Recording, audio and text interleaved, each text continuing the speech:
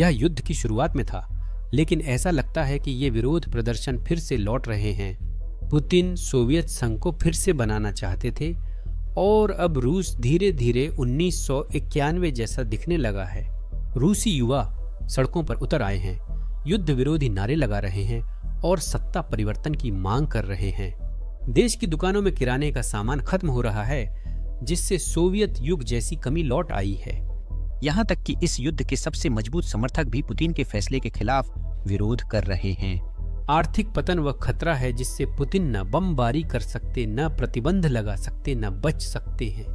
Putin के पास समय कम होता जा रहा है और वह जल्द ही जान जाएंगे कि उनका सबसे बड़ा दुश्मन नाटो नहीं बल्कि गुरुत्वाकर्षण है। आप देखिए, पुतिन के शासन के लिए सबसे बड़ी चुनौती कल शुरू हुई जब रूसी युवा सेंट पीटर्सबर्ग में इकट्ठा होकर एक युद्ध विरोधी गीत गाने लगे। वह गीत जिसे पुतिन ने खुद रूस में बैन कर दिया था। इसे खुद सुनिए, फिर बात करेंगे कि पुतिन इतना क्यों डर रहे हैं।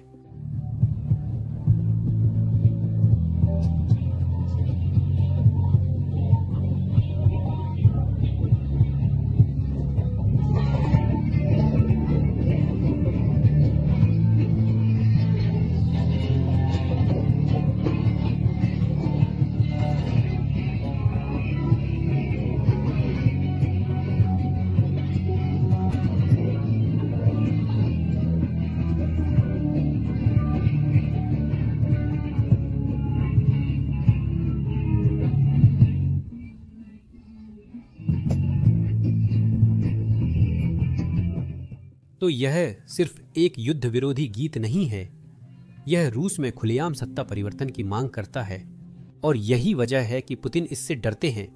2023 में यह गीत आते ही पुतिन ने इसे तुरंत बैन कर दिया। रैपर जिसने असल में इसे लिखा था उसे देश छोड़ना पड़ा क्योंकि पुतिन उसके पीछे पड़ गए थे। तो चलिए इसके बोलों को थोड़ा सा समझते हैं, क्योंकि अगर आप इतिहास प्रेमी हैं तो यह एक सोने की खान है। इस गाने का नाम है कोएम्परेटिव स्वान लेक और जो कोरस हमने अभी क्लिप में सबको गाते हुए सुना उसका मतलब है कि मैं बैले देखना चाहता हूँ, हंसों को नाचने दो। अब हंसों का जिक्र असल में मशहूर क्लासिक रूसी गाने स्वान लेक की ओर इशारा करता है जिसे चोशचोव्स्की ने बनाया था।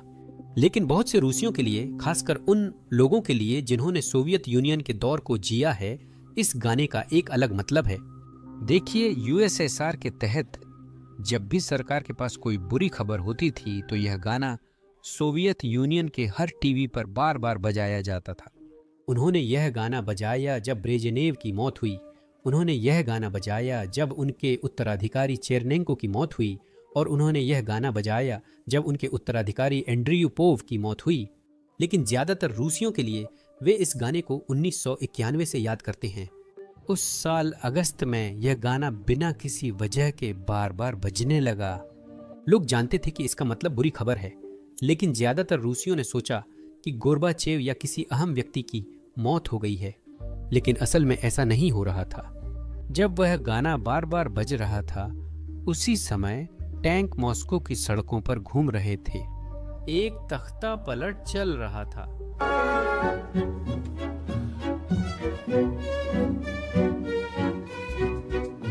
इतिहास जानने के बाद वह गाना सुनकर मुझे रोंगटे खड़े हो जाते हैं। लेकिन कई लोग, जिनमें मैं भी हूं, भूल जाते हैं कि तख्ता पलट किस बारे में था। यह तख्ता पलट सोवियत संघ के विघटन के बारे में नहीं था, बल्कि वास्तव में इसका उल्टा था। साजिशकर्ताओं ने वास्तव में सरकार को उखाड़ फेंकने की कोशिश की ताकि सोवियत संघ बचा रहे। मुझे यकीन है आप में से कई को याद होगा, वे असफल रहे। क्रेमलिन में तख्ता पलट के लिए भेजे गए टैंक येल्त्सिन वास्तव में इस तस्वीर के लिए मशहूर हो गए। जब बोरिस येल्त्सिन टैंकों के ऊपर खड़े हुए और रूसी लोगों से तख्ता पलट का विरोध करने का आह्वान किया। इसके 4 महीने बाद सोवियत संघ अब नहीं रहा। लाल सोवियत संघ का झंडा नीचे उतर गया और रूसी तिरंगा झंडा ऊपर चढ़ गया। अब कई रूसी फिर से वही शासन परिवर्तन चाहते हैं। यही बात इस गाने में कही गई है और यही वजह है कि पुतिन ने इसे बैन कर दिया। लेकिन अब रूसी युवा इसे सेंट पीटर्सबर्ग के बीचों बीच गा रहे हैं। रिकॉर्डिंग के समय तक कोई गिरफ्तारी नहीं हुई थी। जब तक आप ये वीडियो देख रहे होंगे तब तक ये बदल सकता है, इसलिए पिन की गई टिप्पणी जरूर देखें। मैं वहां अपडेट छोड़ दूंगा। लेकिन जैसा कि आप कल्पना कर सकते हैं, बहुत सारे रूसी, खासकर वे जो पुतिन के यूक्रेन में युद्ध का समर्थन करते हैं, वे जो देख रहे हैं उससे खुश नहीं हैं। इस क्लिप में यह संदेश कहता है, अब लोग गा रहे हैं और कूद रहे हैं क्योंकि वे दिमाग इस्तेमाल नहीं कर सकते। उन्हें समझ नहीं आता कि बॉर्डर पर क्या हो रहा है, मोर्चों पर क्या हो रहा है। वे सोचने और तुलना करने के इतने अभ्यस्त नहीं हैं कि उन्हें लगता है अगर पुतिन चाहते तो युद्ध नहीं होता।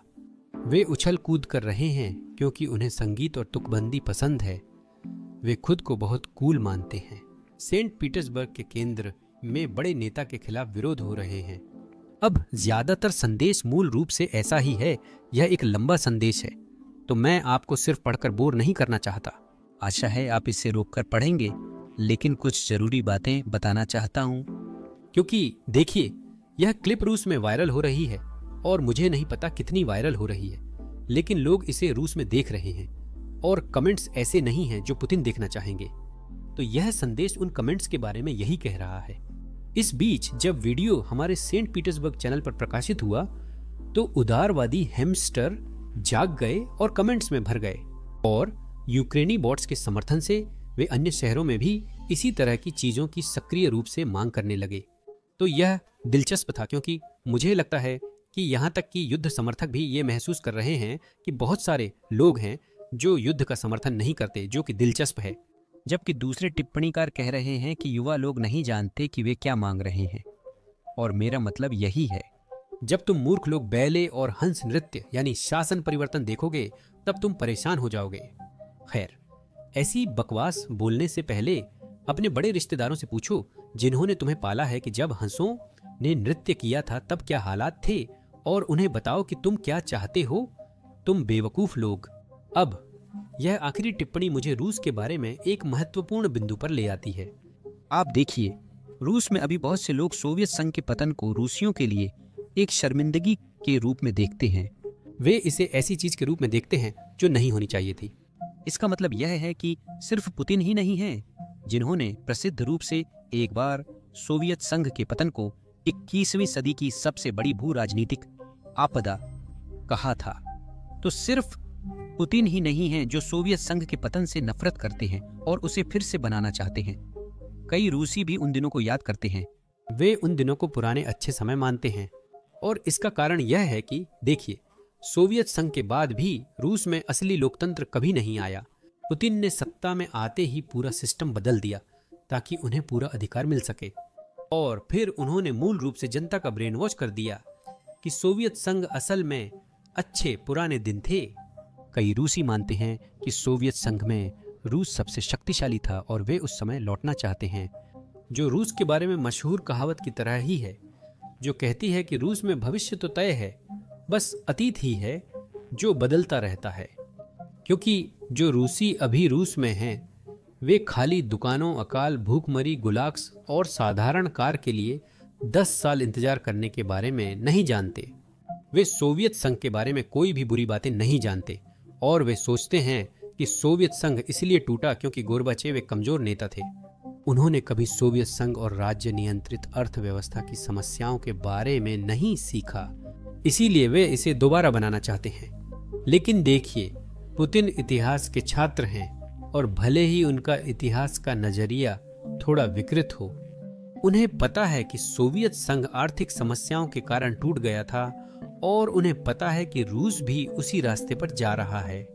देखिए, ये विरोध प्रदर्शन बहुत बड़ी बात थी, लेकिन रूस में पिछले 1 महीने से लगातार विरोध प्रदर्शन हो रहे हैं, और इससे पहले जो आखिरी विरोध प्रदर्शन हुआ था वो सिर्फ 3 दिन पहले हुआ था, क्योंकि लोग पुतिन के टैक्स बढ़ाने से नाराज थे। लोगों को ये अच्छा नहीं लगा कि टैक्स बढ़ रहे हैं, तनख्वाह कम हो रही है और महंगाई से जरूरी चीजें महंगी हो रही हैं। इसे देखिए। हमें बताइए आपका रिसाइकलिंग शुल्क पर राय। मुझे लगता है ये बहुत ज्यादा है। मंजूरी मिलने पर ये लोगों के लिए असहनीय राशि बनेगी। आखिरकार रूसी सुदूर पूर्व बेरोजगार और बिना पैसे के रह जाएगा। सच में कुछ भी नहीं बचेगा। मेरा मतलब है, लोग बिल्कुल भी अपनी कारें बदल नहीं पाएंगे, बिल्कुल नहीं, खासकर इलेक्ट्रिक कार या हाइब्रिड में।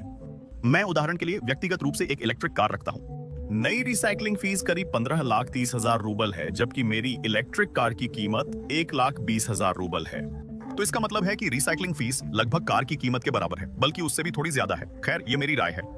मैं यहाँ बस इसी वजह से आया हूँ, लोगों का समर्थन करने और अपनी बात रखने के लिए।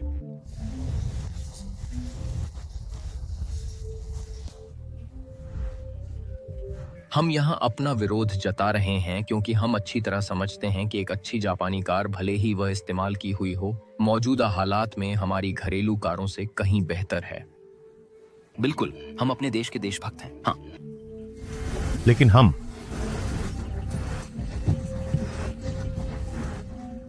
चाहते हैं हमारी कार निर्माता कंपनी भी विदेशी कारों जैसी उच्च गुणवत्ता वाली हो। मुझे जीवन में सबसे ज्यादा यह बात परेशान करती है जब हमारी सरकार हमें बेवकूफ समझती है, सोचती है कि हमें कुछ समझ नहीं आता, और वे जो भी पहल करें हम उसे बिना सोचे समझे मान लेंगे, चाहे हमें वह पसंद आए या नहीं। देखिए, पुतिन ने अभी अभी एक नया कानून पास किया है जिसमें रूस में वैट टैक्स बढ़ा दिया गया है, जो कि एक तरह का बिक्री कर है, और अब यह 22% हो गया है। जैसा आपने क्लिप में सुना, खरीदी गई चीज का 5वां हिस्सा टैक्स देना होता है। लेकिन यह सिर्फ वैट टैक्स नहीं है, अब वहां अलग अलग तरह की फीस हैं। छोटे व्यवसायों के लिए अलग अलग तरह के टैक्स हैं जो पहले नहीं थे, और इन सब के ऊपर महंगाई बढ़ रही है। सेल्स टैक्स भी आ रहा है, और लोग खाना तक खरीदने की स्थिति में नहीं हैं। हमने इनमें से बहुत सी बातें पिछले वीडियो में कवर की हैं, तो आप समझ सकते हैं क्यों यूक्रेन युद्ध का समर्थन करने वाले रूसी भी नाखुश हैं। उन्हें परवाह नहीं कि लाखों रूसी यूक्रेन में मर रहे हैं। जब वे कम कमाते हैं और टैक्स ज्यादा लगता है, तब उन्हें फर्क पड़ता है, वरना जेब पर असर नहीं पड़ता। पुतिन जानते हैं कि ऐसी चीजें यूक्रेन के नुकसान से भी बड़ा खतरा बन सकती हैं, और यही वजह है कि वह यूक्रेनी ड्रोन का बहाना बनाकर इंटरनेट बंद करवा रहे थे। लेकिन कुछ लोग इससे भी खुश नहीं थे, क्योंकि वे देख सकते थे कि यह यूक्रेनी ड्रोन के बारे में नहीं था। पुतिन को यूक्रेनी ड्रोन रोकने के लिए टेलीग्राम, व्हाट्सएप कॉल्स बैन करना जरूरी नहीं। वह ऐसा इसलिए कर रहे थे क्योंकि वह नहीं चाहते थे कि लोग ऐसे ऐप्स का इस्तेमाल करें जहां वह देख नहीं सकते कि वे किस बारे में बात कर रहे हैं। इसी कारण वे रूसियों को टेलीग्राम, व्हाट्सएप छोड़कर क्रेमलिन के नए ऐप पर आने के लिए मजबूर कर रहे थे। इसका नाम मैक्स है। मुझे नहीं पता कि यह कोई शब्दों का खेल है या नहीं, लेकिन इसका मतलब मूल रूप से अधिकतम जेल या कुछ ऐसा ही है। वह चाहता है कि सब इसका इस्तेमाल करें क्योंकि यह रूस में बना और रूसियों के लिए सुरक्षित है। लेकिन कई रूसी समझते हैं कि यह सच नहीं है, और वे नहीं चाहते कि व्हाट्सएप चला जाए। तो रूस में विरोध प्रदर्शन हो रहे हैं, जहां लोग मांग कर रहे हैं कि एक अमेरिकी कंपनी को रूस में बैन न किया जाए। सिर्फ पुतिन ही ऐसा कर सकते हैं। देखिए, हमें कनेक्शन वापस दो, हमें कनेक्शन वापस दो। फोन कॉल्स ब्लॉक होने से पैदा सामाजिक तनाव ही लोगों को सड़कों पर ला रहा है, और कोई भी इस बात को स्वीकार करने को तैयार नहीं है कि उन्हें अपने प्रियजनों को देखने और सुनने से रोका जाए। एक राजनीतिक संगठन होने के नाते हम इसे नजरअंदाज नहीं कर सकते थे। हमने वोरोनिश में छात्रों और श्रमिकों के अधिकारों की लंबे समय तक रक्षा की है, और वास्तव में हम शहर में ऐसे इकलौते लोग बन गए हैं जो इन लोगों यानी वोरोनिश के आम निवासियों की ओर से बोल सकते हैं। हम इसका विरोध और असंतोष जताते हैं। हम संविधान द्वारा मिले अधिकारों के तहत यहाँ एकत्र हुए हैं। हम इस नीति और अधिकारियों की पहल का विरोध करते हैं क्योंकि यह हमारे संवैधानिक सूचना और संचार की स्वतंत्रता के अधिकार का उल्लंघन है। हम कम्युनिस्ट के रूप में स्वतंत्रता पर लगाए गए प्रतिबंधों के खिलाफ खड़े हैं। आज के लिए बस इतना ही। अगर अपडेट्स पसंद आए हों तो लाइक और सब्सक्राइब करें। हम साल के अंत से पहले 2 मिलियन सब्सक्राइबर तक पहुंचने की कोशिश कर रहे हैं, तो आपका सब्सक्राइब करना वाकई हमारी मदद करता है। बहुत बहुत धन्यवाद।